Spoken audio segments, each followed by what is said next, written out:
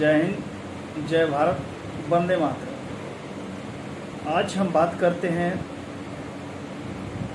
भारत में बन रही विशेष परिस्थितियों के बारे में। परिस्थितियां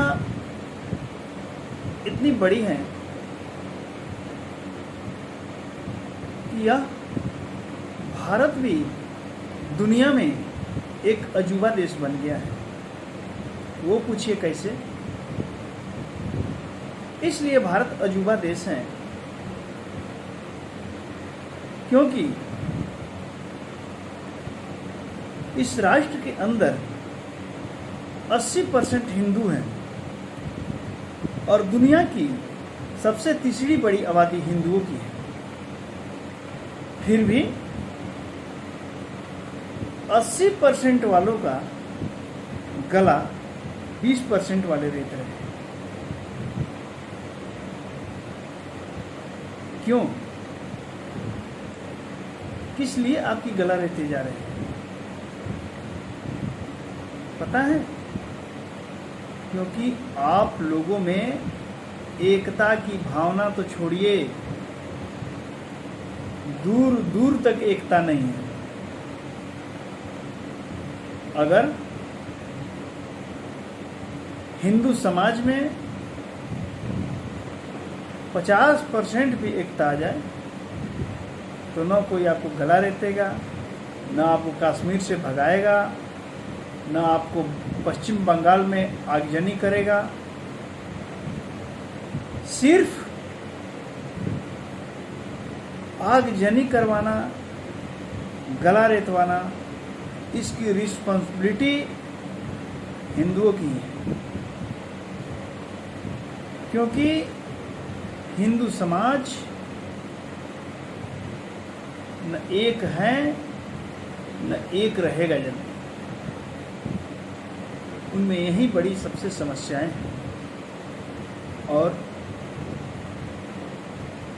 हिंदुओं को सोचना चाहिए कि अभी हम किस तौर तरीके से रहें ताकि हमारा समाज, हमारा धर्म सुरक्षित रहे। हमारा कहने का तात्पर्य ये नहीं है कि किसी का गला रेतिए, किसी की हत्या कीजिए, किसी का अपराध कीजिए। लेकिन अगर आप एक स्तंभ की तरह खड़े हो जाइएगा एकत्रित होकर, तो आप देख लेना आपको दुनिया की कोई भी ताकत मिटा नहीं सकती। कोई भी ताकत। सबसे बड़ी हिंदुओं में यही समस्या है। यह इन एकता नाम की तो चीज़ होती ही नहीं।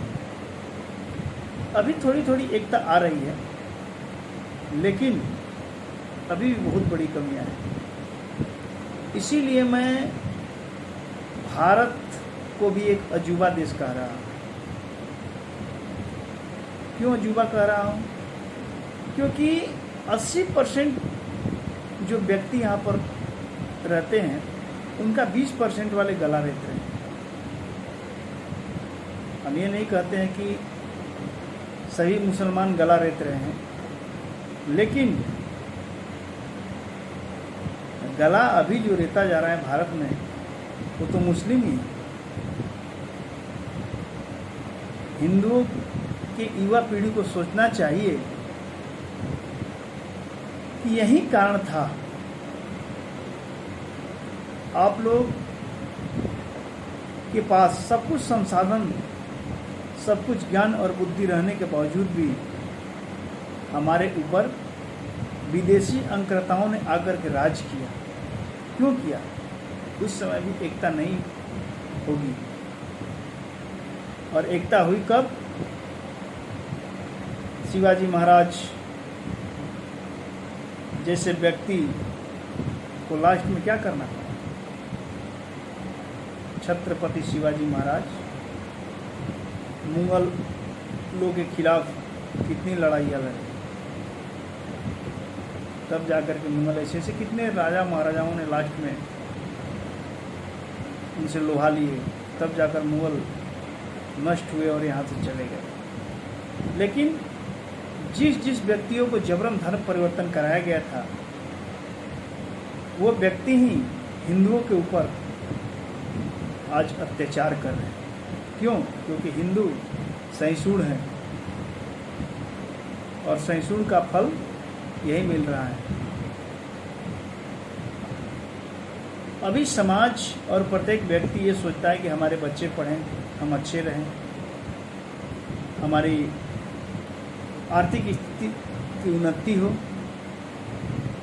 लेकिन दोस्तों, इसके साथ साथ अपने धर्म की रक्षा और स्वयं की रक्षा करना भी सीख लीजिए, नहीं तो ये धर्म भी नहीं बचेगा और हिंदू भी नहीं बचेगा।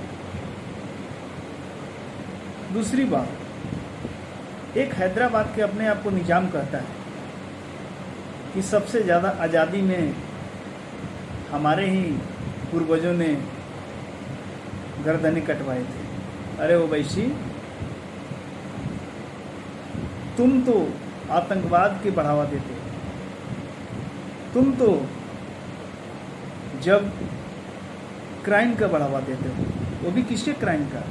अगर कोई मुस्लिम व्यक्ति क्राइम करे तो उसको आप क्राइम मानते ही नहीं,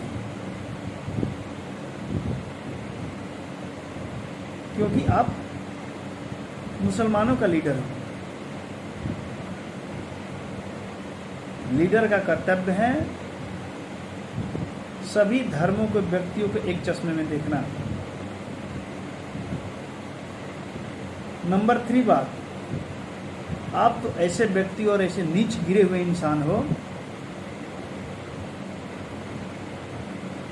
कि जब भी हमारे जवान जम्मू कश्मीर या देश के कई अन्य जगहों पर शहीद होते हैं तो कभी आपको उनके प्रति प्रेम, लगाव और श्रद्धांजलि देते हुए नहीं सुना। क्यों? क्योंकि आप अंदर अंदर खुश होते हैं। और जो व्यक्ति इस भारत में गला रेत रहा है वो इस्लाम को ऊपर नहीं पहुंचा रहा है। कहाँ पर लिखा है, किस पुस्तक में लिखा है, किस धार्मिक ग्रंथों में लिखा है कि अगर कोई व्यक्ति किसी धर्म के लिए कुछ बोल दिया, छोटी मोटी चीज़ है तो उसकी गला रेत दी, उससे इस्लाम बहुत आगे चला जाएगा? पूरी दुनिया में इस्लाम को बदनाम करने वाला अगर कोई व्यक्ति है तो वो इस्लाम को मानने वाला ही व्यक्ति कर रहा है, और उससे इस्लाम आगे नहीं जाएगा। कि किसी के गला रेत दो तो इस्लाम धर्म बहुत आगे चला जाएगा। ये धर्म नहीं सिखाता है कि गला रेतो। और 80% वाले व्यक्ति वो भी अगर इतना शुरू कर दिया तब क्या होगा? क्या होगा बताइए? आप लोग तो पता नहीं इम्यूनो में चले जाते हो। अगर कोई हिंदू गलती से किसी मुस्लिम का एक नाखून भी टूट जाता है तो शाहरुख खान जैसे भाण एक्टर फैक्टर जो पड़े हैं ना, ये सब यूएनओ में चले जाते हैं।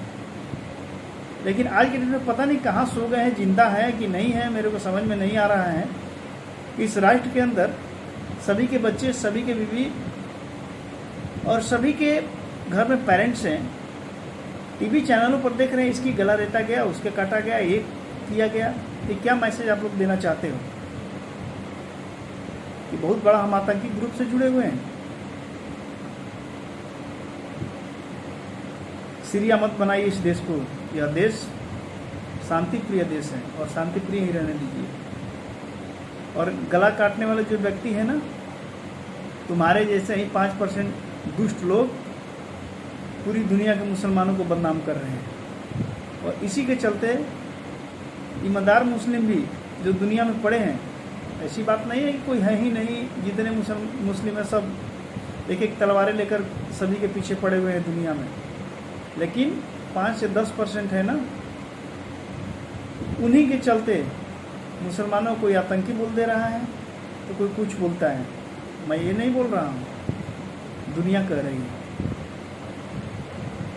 और न्यायपालिका, भारत की जो न्याय व्यवस्था है उसको भी मैं कहना चाहता हूँ कि अगर न्यायपालिका समय से किसी को सज़ा दे दे 2 साल या 3 साल या 4 साल के अंदर, तो अगला व्यक्ति कोई गलती कर नहीं पाएगा।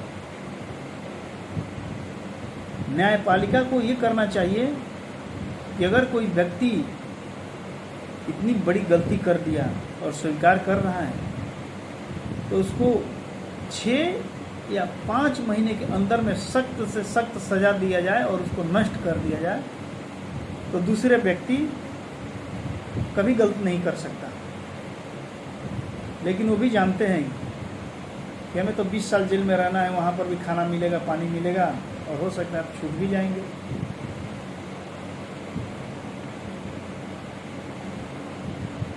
इसीलिए न्यायपालिका को सख्त से सख्त सज़ा देनी चाहिए। अगर इस देश में शांति न्यायपालिका चाहती है कि हमारा देश शांति ढंग से चले तो। बहुत बहुत धन्यवाद। अगर मेरी वीडियो अच्छा लगा तो आप लोग शेयर कीजिए और सब्सक्राइब कीजिए।